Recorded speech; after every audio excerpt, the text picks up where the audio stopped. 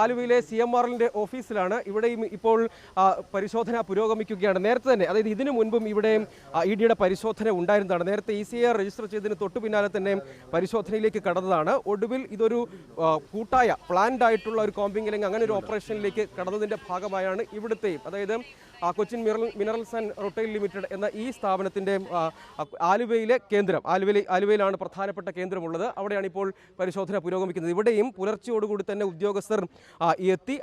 അതിന് ശേഷമാണ് ഈ പരിശോധനയും തുടർ നടപടികളിലേക്കും കടന്നിട്ടുള്ളത് എന്നാണ് നമ്മൾ മനസ്സിലാക്കുന്ന ഏറ്റവും പ്രധാനപ്പെട്ട കാര്യം. അതായത് നേരത്തെ തന്നെ ഹൈക്കോടതിയിൽ വരുമ്പോൾ അതിൻ്റെ അന്വേഷണം തുടരാമെന്ന് നിലപാടെടുത്തിരുന്നു. അതിനുമപ്പുറത്തേക്ക് എക്സാലോജിക് സൊല്യൂഷൻ എന്ത് സേവനം നൽകി എന്ന സുപ്രധാനമായ ചോദ്യം, അത് ആദായ നികുതി വകുപ്പിന്റെ പരിശോധനയിലൂടെ വരുമ്പോൾ അങ്ങനെ ഒരു സേവനം ലഭ്യമായിട്ടില്ല എന്ന മട്ടിൽ, അതായത് ഇവിടെ ഉപയോഗിക്കുന്ന സോഫ്റ്റ്വെയർ സേവനങ്ങൾ പ്രധാനമായത് ഈ കമ്പനിയിലെ തന്നെ ചീഫ് ഫിനാൻഷ്യൽ ഓഫീസർ അടക്കമുള്ള ഉദ്യോഗസ്ഥരുടെ മൊഴികളിൽ നിന്ന് നേരത്തെ വെളിപ്പെട്ട ഒരു പ്രധാനപ്പെട്ട കാര്യം, ഇവിടെ ഉപയോഗിക്കുന്ന സോഫ്റ്റ്വെയറുകൾ, അതായത് ഏതൊക്കെ സോഫ്റ്റ്വെയറുകളാണ് CMRL പ്രധാനമായും ഉപയോഗിക്കുന്നത്. അങ്ങനെ വരുമ്പോൾ അതിൽ എക്സാലോജിക് സൊല്യൂഷന്റെ സേവനങ്ങൾ എന്തെങ്കിലും ഉണ്ടോ എന്ന ചോദ്യത്തിന് യഥാർത്ഥത്തിൽ ഉത്തരമില്ല എന്നാണ് പ്രധാനം. അങ്ങനെ വരുമ്പോൾ നേരത്തെ ഇൻട്രീം സെറ്റിൽമെന്റ് ബോർഡിൽ ഈ കേസ് എത്തിയപ്പോൾ അതൊരു പ്രമുഖ വ്യക്തിയുടെ ബന്ധമുള്ളത് കൊണ്ടാണ് ഇങ്ങനെ ഒരു തുക കൈമാറ്റം ചെയ്യപ്പെട്ടത് എന്നതിലേക്ക് വരുന്നു. അവിടെയാണ് യഥാർത്ഥത്തിൽ ഇതിൻ്റെ എല്ലാം, ഈ വിവാദങ്ങളുടെയും ഈ കേസുകളുടെയും ഒക്കെ യഥാർത്ഥ തുടക്കം അവിടെയാണ് സംഭവിക്കുന്നത് എന്നത് വളരെ പ്രധാനപ്പെട്ടതാണ്. അതിൽ നേരത്തെ തന്നെ ഈ CMRLന്റെ ചീഫ് ഫിനാൻഷ്യൽ ഓഫീസർ അടക്കം പറഞ്ഞ മൊഴികളിൽ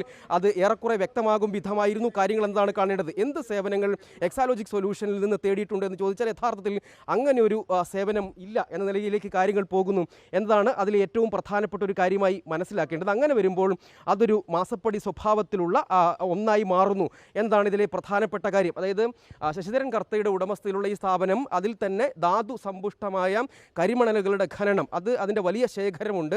അത് ഇത്തരത്തിൽ CMRLനെ സംബന്ധിച്ചിടത്തോളം തടസ്സങ്ങളില്ലാതെ ലഭ്യമാവുക എന്നതാണല്ലോ അതിലൊരു പ്രധാനപ്പെട്ട കാര്യം. അപ്പോൾ ആ ഖനനം സംബന്ധിച്ചുള്ള കാര്യങ്ങൾ നടക്കുന്നു. അതിനിടെ പ്രത്യേകിച്ച് ഒരു എന്ത് സേവനം എന്ന ചോദ്യത്തിന് യഥാർത്ഥത്തിൽ ഇപ്പോഴും ഉത്തരമില്ല എന്നതാണ്. അത് നേരത്തെ ഇൻട്രീം സെറ്റിൽമെന്റ് ബോർഡിൽ വന്നപ്പോൾ, അതായത് ആദായ നികുതിയുമായി ബന്ധപ്പെട്ട പ്രശ്നം വന്നപ്പോൾ തന്നെ ആണ് അതുമായി ബന്ധപ്പെട്ട ആരോപണങ്ങളിലേക്കും പ്രശ്നങ്ങളിലേക്കും അത് പിന്നീട് കേസിലേക്കും പോയത്. ഇവിടെയും പുലർച്ചെ തന്നെ ഉദ്യോഗസ്ഥരെത്തുകയും പരിശോധനയിലേക്ക് കടക്കുകയും ചെയ്തിട്ടുണ്ട്. ഞാൻ മനസ്സിലാക്കുന്ന പ്രകാരം ലോക്കൽ പോലീസിൻ്റെ ഏതെങ്കിലും തരത്തിലുള്ള സാന്നിധ്യമോ അവരെ അറിയിക്കുകയോ ചെയ്തിട്ടില്ല എന്നതാണ് ഈ ഘട്ടത്തിൽ മനസ്സിലാക്കുന്ന ഒരു പ്രധാനപ്പെട്ട കാര്യം.